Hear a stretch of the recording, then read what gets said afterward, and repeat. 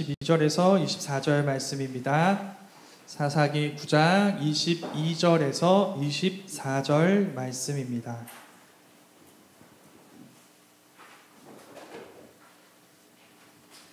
사사기 9장 22절에서 24절 말씀 우리 한 절씩 교독하고 마지막 절을 합독하도록 하겠습니다. 제가 먼저 읽겠습니다. 아비멜렉이 이스라엘을 다스린 지 3년에 하나님이 아비멜렉과 세겜 사람들 사이에 악한 영을 보내심에 세겜 사람들이 아비멜렉을 배반하였으니. 함께 읽겠습니다. 이는 여룻바알의 아들 70명에게 저지른 포악한 일을 갚되 그들을 죽여 피 흘린 죄를 그들의 형제 아비멜렉과 아비멜렉의 손을 도와 그의 형제들을 죽이게 한 세겜 사람들에게로 돌아가게 하심이라. 아멘.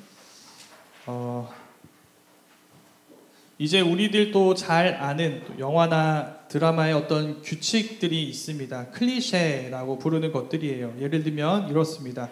전쟁 영화예요. 누가 제일 먼저 죽을까요? 가족 사진을 보여준 사람이 제일 먼저 죽게 됩니다. 재난 영화예요. 아버지가 꼭 돌아올게 라고 말해요. 어떻게 될까요? 돌아오지 못하죠. 슬픈 영화이고 사형수가 강동원이에요. 일단 판타지 영화예요.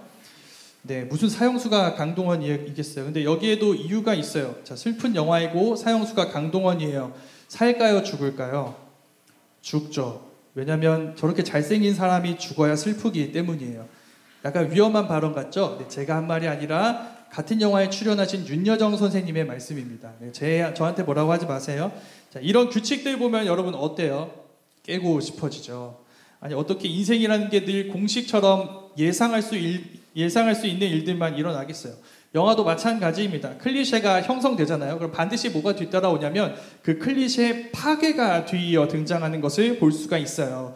그 클리셰의 파괴가 우리가 지지난주에 보았던 기드온 이야기에서 시작되었습니다. 우리가 잘 아는 사사기의 규칙, 패턴, 정형화된 틀이 기드온 얘기에서 이렇게 깨지기 시작하거든요. 일단 물어볼게요. 자, 사사기 패턴이 깨졌대요. 죄 짓고 심판당하고 그제서야 회개하고 그때 하나님이 사사를 세워주시고 구원을 받은 뒤에 사사가 죽으면 또 죄 짓고, 야, 이런 패턴이 깨지기 시작했다면 좋은 걸까요? 안 좋은 걸까요? 좋은 거겠죠. 안 좋은 게 깨지니까 좋은 거잖아요. 근데 기드온은 이런 좋은 게 아니었어요. 기드온은 안 좋은 경우에 해당되는데 안 그래도 좋지 않은 이 패턴이 기드온 때 더 안 좋아지는 것을 볼 수가 있어요. 그건 이제 사사 이야기가 시작될 때도 사실 패턴이 깨지는 부분이 있었습니다. 기드온 얘기에서는 백성들이 부르짖었어요. 그럼 뭐가 나타나야 돼요? 사사가 짠하고 등장해야 되죠. 근데 그 사이에 새로운 게 하나가 등장해요. 예언자가 딱 등장해서 이스라엘 백성들의 죄를 지적했어요. 미디안한테 고난당한 거 다 너네 죄 때문이다. 그리고 나서 이제 천사가 기드온을 찾아가서 기드온을 부르는데 기드온 역시도 바로 따르는 게 아니라 이 부르심 그리고 방금 얘기했던 그 예언자의 말 있었잖아요. 이렇게 된 거 다 너네 때문이다라는 말에 정면으로 반박합니다. 어떻게 반박할까요? 이 고통은 우리 때문이 아니라 하나님 때문입니다. 그러니까 하나님이 책임지세요. 자, 선지자의 말과 기드온의 말이 충돌하고 있죠. 그때 하나님이 뭐라고 하시냐면 이렇게 하십니다. 그래, 내가 책임지마. 너 기드온을 통해서. 이렇게 말씀하세요. 그리고 정말 우리 기드온에게 하신 말씀대로 큰 구원을 행하셨어요. 우리가 지난번에 이승희 목사님과 함께 본 말씀이죠. 자, 여기까지는 패턴이 깨졌어도 좀 그래도 뭐 괜찮은 것 같아요. 뭐 특별한 문제가 보이지 않죠. 근데 이후에 문제가 발생합니다. 자, 승리했어요. 기드온이 승리했어요. 미디안에 대해서. 근데 이 승리에, 하나님의 승리에 숟가락을 얹으려고 하는 사람들이 등장해요. 에브라임 지파 사람들인데 기드온이 사람을 보내서 자, 에브라임 지파한테 미디안에 남아있는 적들, 도망가는 미디안의 두 왕을 소탕해라, 체포해라 이렇게 얘기를 했어요. 근데 그때 따라가지 않았던 에브라임 지파 사람들이 있었어요. 그들이 와서 기드온한테 얘기를 하는 거예요. 왜 미디안하고 싸울 때 우리 부르지 않았냐? 자, 일단 팩트 체크. 안 불렀어요? 불렀잖아요. 기드온이 사람 보내서 명령했잖아요. 라고 얘기하잖아요. 그럼 에브라임 사람들은 이렇게 말할 거예요. 너 기드온이 직접 와서 부른 거 아니잖아. 숨이 턱 막히죠. 막 옛사람이 막 올라오잖아요. 그렇죠. 근데 얘가 나오기 전에 우리가 한번 좀 돌아볼 게 있는데 왜 에브라임 지파는 이렇게 반응했을까를 생각해 봐야 할 것 같아요. 일단 에브라임 지파 굉장히 오만하죠. 그렇죠. 야, 네가 왔어야지. 네가 보낸 사람 네가 사람 보내놓고 우리 불렀다는 거야. 이렇게 얘기하잖아요. 이거 되게 오만한 거예요. 근데 왜 오만할까요? 에브라임 지파는 경제적, 군사적으로 가장 강력한 지파였기 때문이에요. 그런데 기드온이 속했던 므낫세 지파는 가장 약한 지파였거든요. 그래서 이렇게 얘기하는 거예요. 야, 우리 정도 되는 지파 부르려면 네가 직접 왔어야지. 지금 우리 무시하는 거야? 사람 보내서 말한 걸로 우리 불렀다는 거야? 이렇게 얘기하는 거예요. 우리처럼 강한 지파가 너희의 승리의 영광에 동참하지 못했다고, 나 자존심 상했다고, 지금 이스라엘을 괴롭히던 미디안을 물리쳐준 사사 기드온한테 가서 꼬장을 부리고 있어요. 그럼 알 수 있죠. 자, 우리 지난번에도 나눴습니다. 기드온의 300용사라는 말에는 이들의 승리가 이스라엘의 승리가 아니라 하나님의 승리라는 의미가 있다고 우리 나눴어요. 자, 지금 이스라엘은 이 사실을 아는 거예요, 모르는 거예요? 모르는 것이죠. 너네 승리에 내가 참여하지 못했다고 지금 화내고 있잖아요. 거기에 내가 없다는 게 마음에 들지 않아요. 그걸 에브라임 지파가 그대로 보여주고 있는 거예요. 자, 이때 기드온은 어떻게 얘기해야 할까요? 바로 잡아줘야죠. 이거 우리의 승리가 아니라 하나님의 승리야. 이 싸움에 너희가 참여하지 않은 건 내가 아니라 너희가 했던 결정이었고, 너희가 거절한 건 우리의 싸움에 동참하는 결정이 아니라 하나님의 싸움에 동참하는 결정을 너네는 거절한 거야. 그러니까 이제 니네 거절했던 그 이유 있잖아. 너네 자존심 때문에 거절했지. 너네 강한 지파인데 우리가 네가 직접 와서 불렀어야지 라고 하면서 거절하고 있는 거지. 그러지 마. 이제 너희는 내가 초대한 하나님의 싸움에 동참하는 강력한 군사가 되어야 돼. 그건 그래야 너희들이 진짜 원하는 대로 하나님의 싸움에 참여하는 하나님의 군사가 될 수 있는 거야 라고 얘기해야죠. 그렇게 얘기하지 않아요. 기드온은 이때 굉장히 엄청난 외교 기술을 발휘합니다. 결국 이렇게 얘기해요. 에브라임 지파 그 사람들한테, 야, 결국 너네 에브라임 지파가 그 미디안의 두 왕 죽였어.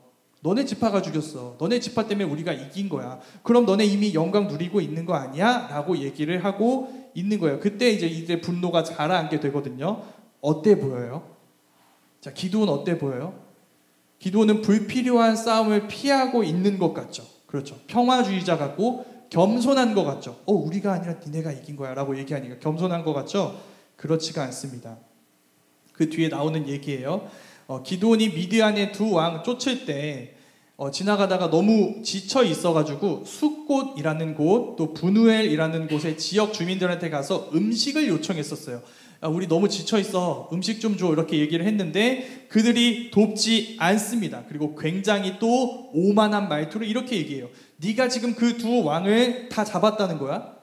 잡지도 않았으면서 무슨 도움 요청이야? 라고 얘기를 하는 거예요. 에브라임 지파라고 똑같죠? 그렇죠. 기드온의 싸움, 여호와의 전쟁에 참여하지 않아요. 음식을 내어주지 않아요. 우리 대신 미디안과 싸워주는 기드온에게 감사하지 않아요. 근데 그들은 에브라임 지파처럼 대하지 않습니다. 이렇게 엄포를 놔요. 내가 그 두 왕 세바와 살문나 죽이고 오면 너네 다 쳐서 멸해버리겠다. 그리고 그 말대로 정말 기드온은 승리한 다음에 그들에게 돌아와서 그들의 주민들을 다 멸하고 있어요. 그럼 알게 되죠. 왜 기드온은 에브라임 지파를 치지 않았을까요? 겸손해서 평화주의자라서가 아니라 힘의 논리 때문이죠. 에브라임 지파가 강해서 못 친 거예요. 그 말은 곧 기드온 역시도 300용사가 주는 교훈을 무시한다는 뜻입니다. 이 싸움은 하나님의 승리를 보여주는 싸움인데도 기드온은 마치 자기 힘과 자기 지략으로 승리한 것처럼 생각해요. 내가 승리했는데, 내가 이겼는데, 내 명예가 손상되었으니, 또 내가 받아야 할 마땅한 영광을 받지 못하니까 분노해서 분노를 표출하는데 선택적으로 분노해요. 숫곳과 브누엘 주민들 안 도와줬던 그 사람들한테 얘기했어야죠. 이기고 나서 얘기했어야죠. 뭐라고 얘기했어야 돼요? 야, 너희가 나 미디안한테 못 이길 사람으로 봤지? 맞아. 나 포도주 틀 안에서 숨어서 타작하던 사람이야. 근데 하나님이 나를 통해 승리하셨어. 그러니까 너희도 내가 아니라 하나님 보고 하나님께 돌아오도록 해. 하나님이 주신 이 승리와 구원에 참여해서 평화를 누리며 우리 다 이겼으니까 우리의 승리니까 우리 와서 즐거워하며 우리 이 승리를 누리자, 즐거워하자 라고 얘기했어야죠. 사사라면. 근데 그렇지 않았던 거예요. 여호와의 승리에도 불구하고 기드온은 자기 존경과 명예의 욕에 매여서 폭력적인 선택적 분노를 일으켜요. 그건 우리도 그럴 수 있습니다. 청년 시기에는 아직 하기 어려운 질문인데 우리가 뭔가를 좀 이룬 것 같고 어느 정도 안정된 자리에 오른 것처럼 느껴질 때, 그런 승리의 순간이 우리에게 왔을 때 우리 뭐 기억해야 될까요? 포도주틀 기억해야 돼요. 거기가 원래 우리 자리예요. 거기서 기드온이 이렇게 직접 자기 입으로 얘기했어요. 나 두렵다. 나 므낫세 지파 중에서도 가장 작은 자다. 나 사사 못한다. 사사 부름을 받은 다음에도 얘기했어요. 나 겁쟁이다. 계속 얘기했잖아요. 그래서 계속 표징을 요구하잖아요. 근데 거기서 하나님이 우리를 지금 여기 있는 이 영광의 자리로 부르신 거예요. 그래서 이제 적용해 보겠습니다. 우리한테 이런 말을 하는 사람들이 있어요. 너 찌질하잖아. 너 포도주 틀에 있었잖아. 너 과거에 이랬잖아. 라고 말하는 사람들에게 여러분 하나님 얘기하세요. 그 사람들이 왜 그렇게 얘기하는지 아세요? 배 아파서 또 자기가 찌질해서예요. 그러니까 여러분 그들을 불쌍히 여겨주셔야 합니다. 우리도 그런 자리에 있었어요. 맞아, 나 찌질했어. 나 포도주 틀에 있었어. 근데 하나님은 그런 찌질한 사람에게 은혜를 베푸시더라. 하나님은 그 찌질한 사람의 하나님이시더라. 그러니 너도 그 은혜를 누렸으면 좋겠다. 이게 진짜 스웩이에요. 그 스웩이 첫 번째 메시지입니다. 자, 뭐라고요? 우리를 향한 모욕 앞에서 분노하는 대신 우리가 있던 그 포도주 틀을 돌아보세요. 이게 첫 번째 메시지예요. 거기서 그 포도주 틀에서 여기까지 우리를 인도하신 하나님의 은혜를 음미해 보세요. 그때가 기회예요. 우리에게 모욕이 왔을 때 그때가 하나님의 은혜를 우리가 음미할 기회인 거예요. 그래서 그 은혜에 합당하게 반응하고 그 은혜를 가르쳐 줘야 된다는 거예요. 첫 번째. 자, 이제 두 번째 메시지는 이 일 이후에 기드온의 모습과 관련이 있습니다. 모든 전쟁 후기까지, 방금 얘기했던 이 후기까지 끝나고 나서 이스라엘 백성들이 기드온을 찾아와서 왕이 되어달라고 요구해요. 여기가 출애굽 이후에 처음으로 왕이라는 장면이 등장하는 그런 부분이에요. 이후에 이제 사무엘 때 또 요구하는데 왜 요구할까요? 왜 기드온한테 왕이 되어달라고 얘기할까요? 자, 미디안을 이기게 한 존재가 누구라고 생각하는 거예요? 기드온이라고 생각하는 거죠. 그리고 이미 지금 이스라엘에 왕이 있는데 왕이 없다고 생각해서 기드온이 왕이 되어달라고 하는 거예요. 근데 여러분, 이스라엘에 왕이 있습니다. 이스라엘 하나님 여호와가 이스라엘의 왕이세요.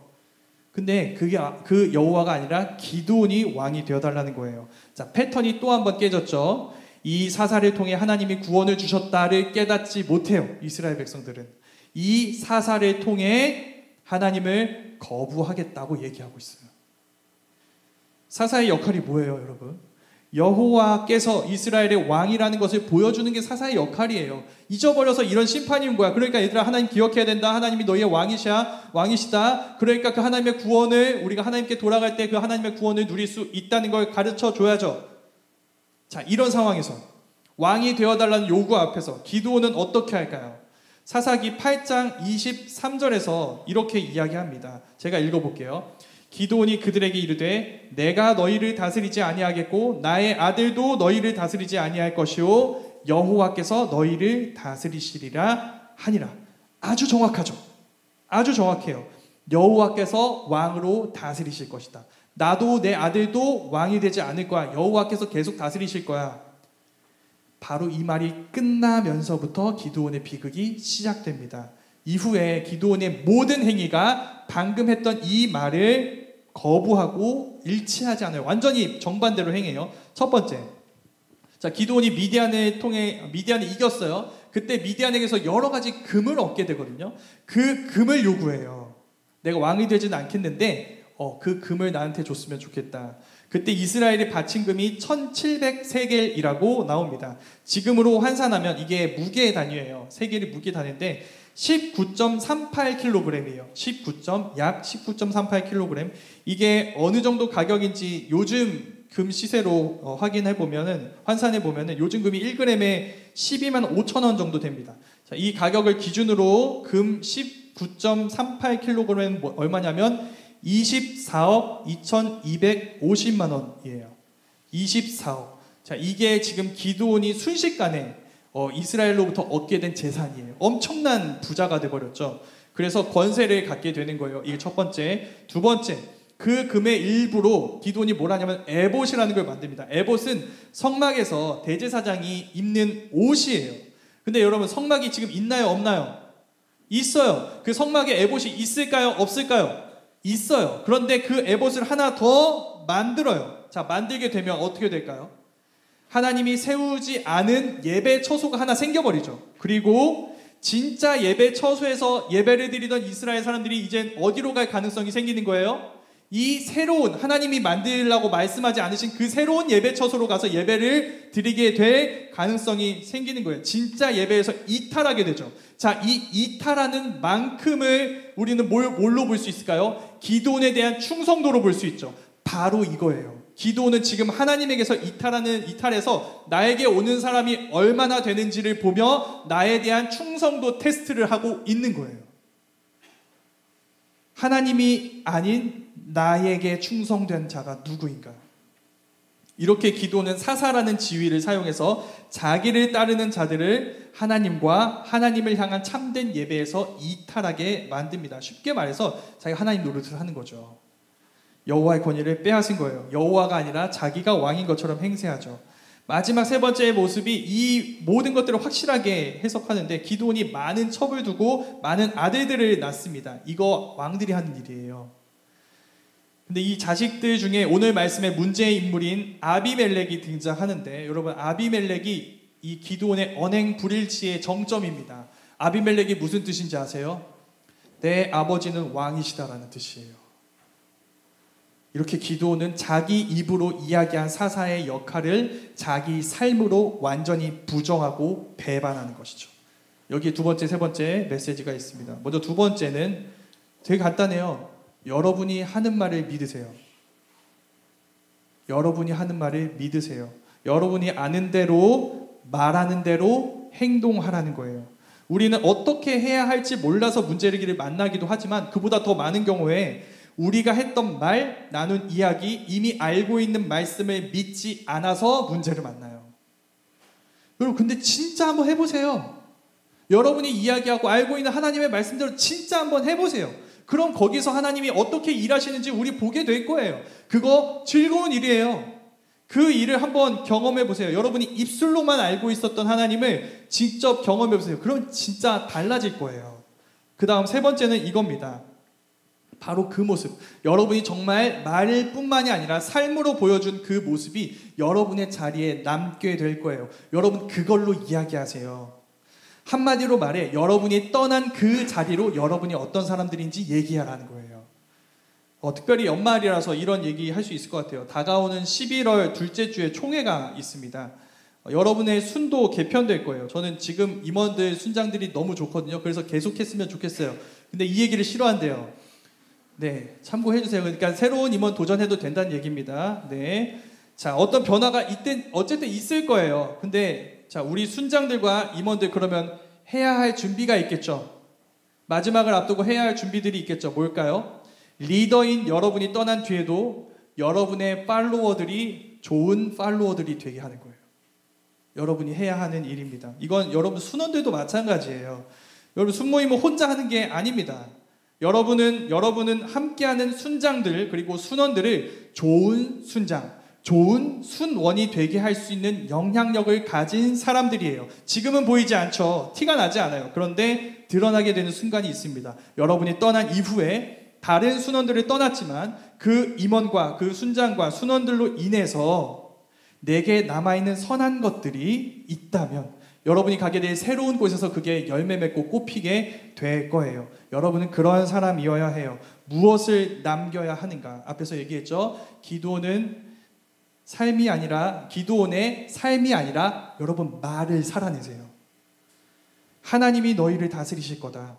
그분이 우리 모두의 진정한 리더이시고 왕이시다. 우린 다 그분의 팔로워들이다. 그 말이 모든 순원들에게 실현되도록 순장과 순원의 자리에서 진짜 그 하나님의 다스리심을 믿는 사람의 선택과 결정 이야기를 남겨주세요. 우리가 만약에 우리의 자랑을 남긴다면 여러분 거기서 필연적으로 아비멜렉이 나올 수 있습니다. 아, 나도 저런 자랑을 남겨야겠다. 저런 우월함을 남겨야겠다. 그런 인식을 새겨줘야겠다. 그렇지 않아야 합니다. 이게 세 번째 메시지예요. 우린 나의 영광이 아니라 여러분 하나님의 영광을 남깁시다. 그게 진짜 우리의 영광이에요. 지금만이 아니라 우리 떠난 자리로, 그러나 그 자리에서 여전히 계신 하나님의 말씀으로 우리가 어떤 사람인지를 보여주자는 거예요. 자, 이제 본격적으로 아비멜렉 얘기인데, 엄밀하게 말해서 오늘 이제 기드온 다음 아비멜렉이니까 아비멜렉이 새로운 사사 같잖아요. 근데 여러분 아비멜렉은 사사가 사실 아니에요. 쿠데타로 권력을 잡은 사람이에요. 어떻게 데뷔하냐면 고향인 세겜으로 돌아가서 자기 어머니, 형제들, 친척들 다 모아요. 그리고 뭐라고 얘기하냐면 너네 통치자 여러 명인 게 좋아, 한 명인 게 좋아? 한 명인 게 좋지? 근데 그 한 명이 너네 지역 사람인 게 좋잖아. 그러니까 내가 왕이 되어줄게. 그러니까 나에게 모으고 나와 한 팀이 되자라고 하면서 대놓고 인맥으로 이 선교 유세를 하는데 이게 먹혀요. 그래서 세겜 사람들이 아비멜렉을 따릅니다.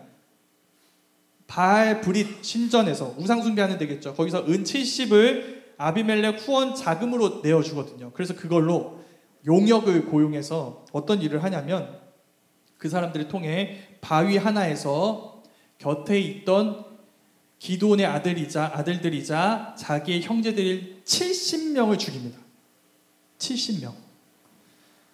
이게 도대체 무슨 일이 일어나고 있는 걸까요?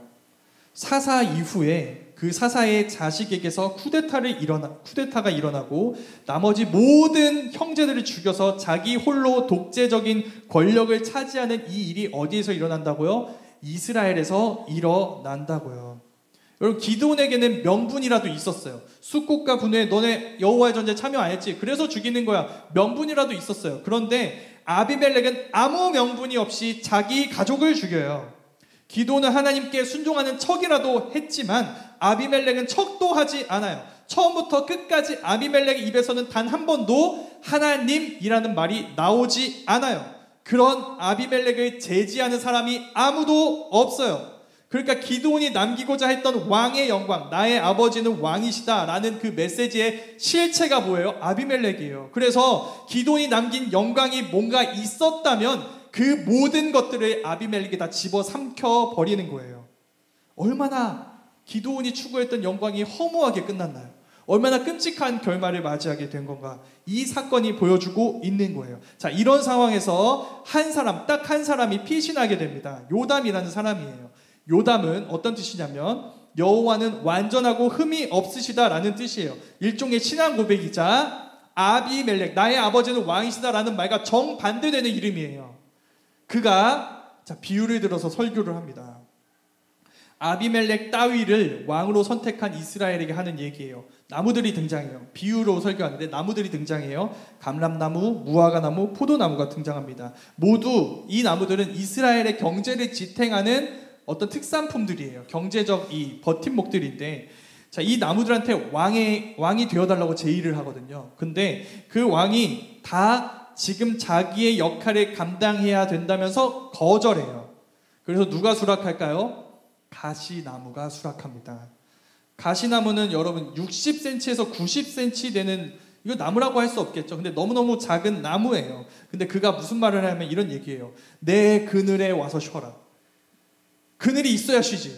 그늘에 와서 쉬래. 그러다가 여러분 가시나무는 불이 되게 잘 붙어요. 그러니까 가시나무 곁에 좋은 나무가 있으면 만약에 얘가 불이 붙었어. 그럼 어떻게 될까요? 번지겠죠. 그러니까 가시나무는 제거해요. 좋은 나무는 절대로 가시나무 옆에 있지 않아요. 그러니까 가시나무 옆에 있으면 어떻게 되는 거예요? 더위를 피하는 것은 고사하고 불타 죽을 수 있어요. 그런데 참 답도 없게도 가시나무는 이렇게 협박합니다. 내 그늘에서 쉬지 않으면 너희를 불태워버리겠다.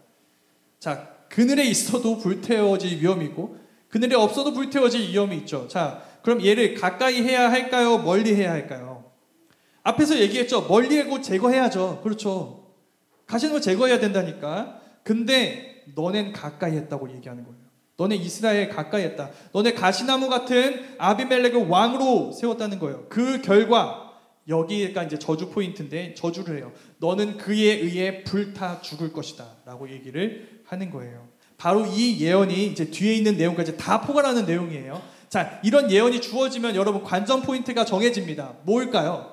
과연 이 예언이 어떻게 성취될 것인가? 이게 관전 포인트겠죠. 그렇죠. 이거 보고 이제 우리는 다음 얘기로 가는 거예요. 어떻게 성취될 것인가? 아비멜렉과 세겜 사람들은 어떻게 무너질 것인가? 그 일을 살펴보기 전에 자, 먼저 이 요담의 설교 자체를 좀 생각해 봐야 될 것 같아요.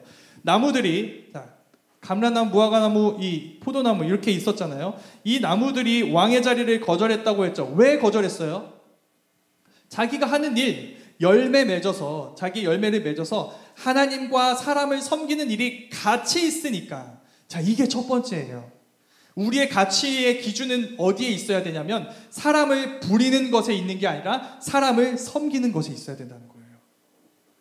이게 같이 있으니까 왕이 되지 않은 거예요. 사람을 부리는 것보다 사람을 섬기는 게 가치가 있으니까. 그게 첫 번째예요. 우리 가치의 기준은 사람을 부리는 게 아니라 사람을 섬기는 데 있어야 돼요. 우리 또 마찬가지입니다. 여러분의 일이 가치 있으면, 가치 있다고 여긴다면 여러분은 지위 고하를 막론하고 그러니까 지위 고하를 통해 여러분 자신의 가치를 판단하지 않을 거예요. 높은 데 가지 말라는 얘기가 아니에요. 그 자리에서도 그 자리가 높다는 것에 여러분의 가치가 있는 게 아니라 거기서 여러분이 사람을 살리는 일, 하나님을 섬기는 일, 그 일로 인해 여러분의 가치가 결정된다는 거예요. 그걸 잊지 말아야 여러분 아비멜렉이 되지 않을 수 있습니다.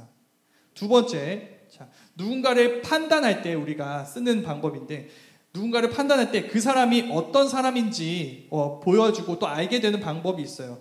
자, 그 사람이, 우리가 이 사람을 판단한다면 그 사람이 자기 편 아닌 사람을 어떻게 대하는지 보세요.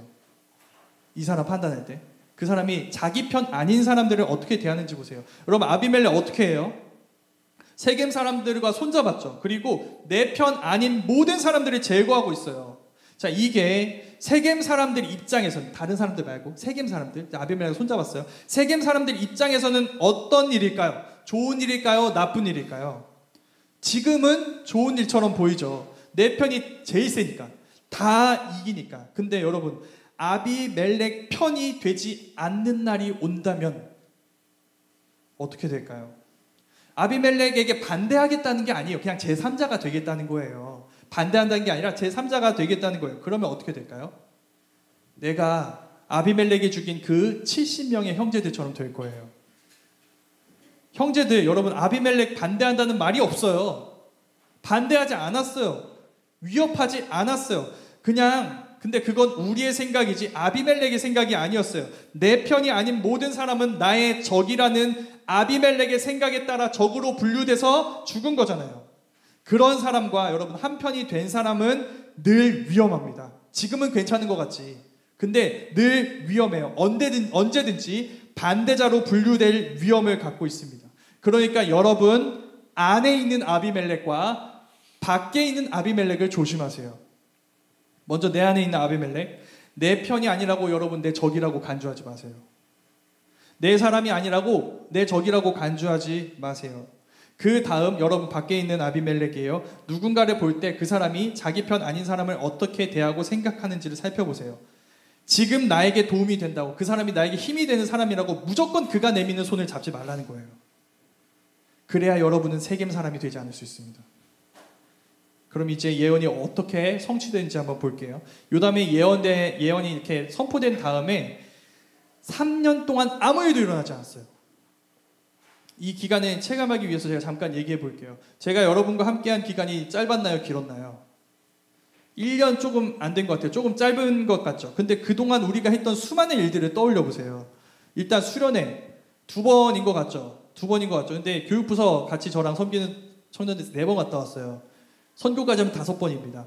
그러니까 이 정도로 많은 일들을 했어요. 임원들, 또 찬양팀, 또 수련회 준비하면서 계속 우리 소통했어요. 선교팀들은 준비하면서 매 주일 오후에 함께 했고 한 달에 한 번 원래도 계속 진행했습니다. 부활절 전도, 사경회, 회식, 신방, 매주일 예배 때마다 함께 예배드렸고 매주 순모임이 있었고 순장 모임이 있었어요. 그 모든 시간들 곱하기 3년 조금 안 됩니다. 이 모든 일들이 3년 동안 있어요. 근데 요담은 아무 일도 없었다는 거예요. 그 기간 동안. 근데 여러분 3년 만에 무슨 일이 일어납니다. 세겜 사람들이 아비멜렉을 배신해요. 세겜 사람들이 아비멜렉을 배신해요. 에벳의 아들 가알이라는 사람이 세겜에 오니까 사람들이 이젠 아비멜렉이 아니라 그 사람에게 넘어가게 된 거예요. 이 장면이 재밌는데 그 장면에서 이 가알은 아비멜렉이 했던 것과 똑같이 해요. 아비멜렉이 바알 브리 신전에서 은 70 받은 돈으로 정권 잡았잖아요. 그런데 가알은 어떻게 하냐면 이 우상 신당에 들어가서 먹고 마십니다. 그리고 거기서 아비멜렉을 저주하고 모욕해요. 그래서 전쟁이 일어나는데 자, 세겜 사람과 손을 잡고 정권에 탈취했던 아비멜렉이 세겜 사람과 전쟁하는 거예요. 저는 이 이야기가 주는 굉장히 큰 위로가 있다고 생각합니다. 여러분 아비멜렉 정권 너무 세 보여요. 진짜 세요. 아무도 저항하지 못했잖아요. 대놓고 모든 사람들이 보는 앞에서 70명을 죽였다니까. 무슨 뜻이에요? 나에게 대항한 사람 다 이렇게 된다는 뜻이에요. 그래서 아무도 대항하지 못했어요. 아비멜렉만 그런 게 아니에요. 여러분 이 세상에 악한 권력은 강해요. 다수예요. 거기에 지금 누가 저항하고 있어요? 요담 한 명 저항했잖아요. 사실 이거 저항이라고 할 수가 없습니다. 왜냐하면 사람들 모으고 무기 들고 나가서 싸운 게 아니라 솔직히 말해서 혼자 나가서 혼자 떠든 거잖아요. 솔직히 말해서. 바로 이 상황에서 하나님은 어떻게 하시냐면 이게 중요해요. 요담을 통해 아비멜렉을 치는 게 아니라 세겜 사람들을 통해 아비멜렉을 치는 거예요. 이게 소망이죠. 앞에 예언했던 것과 똑같아요. 그저 여러분 기억하세요. 그저 힘을 얻고 싶어서 높은 자리에 앉고 권세를 얻고 싶어서 뭉친 사람들은 반드시 그 자리를 놓고 둘이 서로 싸우게 됩니다. 반드시. 이게 그들의 결말이에요. 아비멜렉은 자기에게 돌아선 세겜 사람들, 야 옛날에 우리 같은 편이었잖아. 우리 그렇게 해서 손 잡았잖아 라고 설득하지 않아요. 그들을 무참히 학살합니다. 세겜성 부시고요. 다 진멸하고 그 땅까지도 이제 아무런 소망 없게 하려고 소금을 뿌려요. 아무런 소망 없게 하려고. 죽음의 땅으로 만들어버려요. 근데 거기서 더 나아가게 됩니다. 여기가 포인트예요. 요담의 예언 기억해요? 자, 요담의 예언 기억하세요. 남은 세겜 사람들이 망대로 피시네요. 망대로. 그때 아비멜렉이 자기 사람들에게 지시해서 나뭇가지를 망대 아래에 모으고 불을 지릅니다. 그 망대에 있던 사람들이 거기에서 1000명이 죽어요. 불타서. 낯선 얘기인가요? 뭐라고 저주했었죠? 가시나무에서 불이 나와 너희를 불살릴 것이다. 그 저주가 성취된 것이죠. 아비멜렉의 형제 살인을 도운 세겜 사람들이 같은 세겜 출신인 아비멜렉에게 형제 살해를 당하고 있어요. 근데 아비멜렉은 이 세겜 사람들로 끝내지 않습니다. 세겜에서 20km 떨어진 곳에 데베스라는 곳이 있는데 거기까지 찾아가서 데베스 사람들을 포위해요. 아비멜렉의 눈에는 여러분 데베스 사람도 적이에요. 그래서 데베스 사람들이 어떻게 하면 똑같아요. 망대로 숨어요. 자, 그럼 아비멜렉은 또 뭘로 하려고 할까요? 다시 불태우려고 하겠죠. 그래서 나뭇가지 들고 망대로 가까이 나아갔을 그때 망대 위에서 한 여인이 맷돌을 던지고 그 맷돌이 정확히 아비멜렉의 머리에 명중합니다. 그래서 아비멜렉이 급하게 무기를 든 사람 청년한테 자기 죽여달라고 얘기해요. 왜? 여인의 손에 죽으면 안 되니까. 그러니까 결과적으로 아비멜렉 어떻게 죽은 거예요? 여인의 맷돌과 옆에 있던 무기 든 사람에 의해서 죽게 됩니다. 낯선 얘기인가요? 아비멜렉 바위에서 곁에 있던 형제들 죽였잖아요. 바로 그 모습으로 아비멜렉이 죽고 있는 거예요. 자, 이 모든 말씀을 처음부터 끝까지 둘러싸고 있는 말씀이 있습니다. 이 말씀이 이 사건에 대해서 해석해요. 처음 말씀은 사사기 9장 23절과 24절 말씀인데 제가 읽어볼게요. 하나님이 아비멜렉과 세겜 사람들 사이에 악한 영을 보내심에 세겜 사람들이 아비멜렉을 배반하였으니 이는 여룻바알의 아들 70명에게 저지른 포악한 일을 갚되 그들을 죽여 피 흘린 죄를 그들의 형제 아비멜렉과 아비멜렉의 손을 도와 그의 형제들을 죽인 한 세겜 사람들에게로 돌아가게 하심이라. 자, 이게 앞부분이에요. 뒷부분 볼게요. 9장 56절과 57절 말씀입니다. 아비멜렉이 그의 형제 70명을 죽여 자기 아버지에게 행한 악행을 하나님이 이같이 갚으셨고 또 세겜 사람들의 모든 악행을 하나님이 그들의 머리에 갚으셨으니 여룻바알의 아들 요담의 저주가 그들에게 응하니라. 뭘 보여줄까요? 하나님이 일하고 계셨어요. 보이지 않았죠? 3년 동안 아무 일도 없었다니까. 근데 하나님이 일하고 계셨어요. 이 순간을 계속 준비해 오고 계셨어요. 하나님의 뜻이 이루어지는 중이었어요. 아무도 기억하지 못했지만 하나님은 그 한 사람의 예언을 기억하시고 그 예언을 성취하시죠. 혼자 떠드는 것 같은 아무 효력 없었던 그 요담의 저주를 이루셨고 아비멜렉과 세겜을 그저 두고 보지 않으셨어요. 권세를 얻기 위해서 손을 잡은 그들이 서로에게 가해자이자 피해자가 되게 하신 거예요. 함께 멸망하게 하신 것이죠. 자, 이제 어떻게 될까요? 한편이었다가 학살과 학살로 쌓이고 쌓여서 온통 이스라엘이 엉망진창이 되어버렸잖아요. 이걸 어떻게 해결하고 수습할까요? 사사기에서 별로 주목받지 못하는 인물인데 그 다음에 이 인물에 대한 이런 얘기가 나옵니다. 사사기 10장 1절 말씀이자 오늘 말씀의 결론이에요. 아비멜렉의 뒤를 이어 이사갈 사람 도도의 손자 부하의 아들 돌라가 일어나서 이스라엘을 구원하니라. 그가 에브라임 산지 3일에 거주하면서, 자, 돌라라는 사사가 일어났다고 했죠. 자, 누구가 일어났다. 이거 우리 본 적이 있는 표현입니다. 어떤 사사 때 봤었죠? 드보라 때 봤었어요. 아무도 나서지 않으니까 드보라가 일어나서 내가 이스라엘의 어머니가 되었다 이렇게 얘기했잖아요. 그때 드보라가 그랬던 것처럼 아무도 나서지 않을 때 누가 일어난 거예요? 돌라가 일어난 거예요. 근데 특이한 게 있어요. 돌라가 일어나긴 일어났어요. 이스라엘을 구원했대요. 그런데 여기에 뭐가 빠져 있냐면 이방 민족이 빠져 있어요. 어떤 이방 민족으로부터 구원했는지가 빠져 있다고요. 그럼 물어봐야겠죠. 왜 안 나오는 걸까? 그럼 누구로부터 이스라엘을 구원했다는 걸까? 이게 메시지예요. 여러분, 돌라는 이스라엘을 이방 민족으로부터가 아니라 이스라엘로부터 구원했어요. 아비멜렉의 이스라엘로부터 참된 이스라엘로 구원한 거예요. 그게 돌라가 한 일이에요. 그리고 바로 그 얘기가 우리에게 복음을 들려줍니다. 여러분, 많은 사람들이 예수님 왕으로 모시려고 했어요. 기드온을 왕으로 세우려 했던 사람들, 그 사람들처럼 그렇게 했어요. 그들은 예수님이 우리를 지배하는 저 로마 제국을 무너뜨리고 우리가 최강자가 되는 나라를 꿈꿨습니다. 누구의 꿈일까요? 아비멜렉과 그와 손잡은 세겜 족속 이스라엘의 꿈이었죠. 그런데 아비멜렉이 그 힘의 자리, 권세의 자리로 향했던 것과 정반대로 예수님은 로마 황제의 자리로 향하신 게 아니라 십자가에 못 박힌 그리스도의 자리로 향하셨어요. 그래서 예수님 어떻게 하셨을까요? 자기 백성을 다른 민족으로부터 구원한 게 아니라 그들보다 훨씬 더 강한 어둠의 세력, 하나님을 거부하는 죄의 세력으로부터, 그 죄 아래 죄의 노예였던 그들 자신으로부터 구원하셨어요. 화려해 보이지 않아요. 돌라 같잖아요. 그런데 그 예수님 때문에 우리는 진짜 적이 무엇인지 보게 됩니다.